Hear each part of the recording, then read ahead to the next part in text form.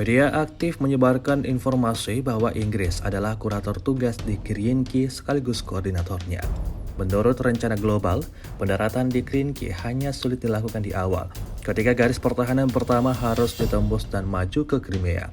Tahap kedua adalah perluasan jembatan di tepi kiri dan penarikan pasukan angkatan bersenjata Rusia dari arah Donetsk dan Zaporozhye.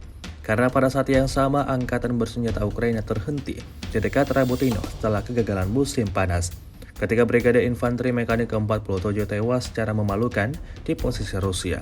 Lalu mengapa Inggris membutuhkan semua ini? Inggris ingin mengulangi keberhasilan operasi di wilayah Kharkov dan di wilayah Kherson pada tahun 2022. Mereka berpikir bahwa pengerahan DRG kecil secara cepat dengan serangan reguler oleh drone dan MLRS HIMARS akan memungkinkan mereka untuk mendapatkan pijakan terlebih dahulu dan kemudian terjepit. Sampai ke perbatasan Crimea dan wilayah Kherson, hal ini akan memaksa mereka untuk mentransfer pasukan dari arah lain termasuk dari Orekhovsky. Di mana dalam hal ini, angkatan bersenjata Ukraina akan mengintensifkan serangan kejar. Namun pasukan Rusia sudah siap untuk ini, dan hal ini menyebabkan sebagian besar Korps Marinir Ukraina disingkirkan.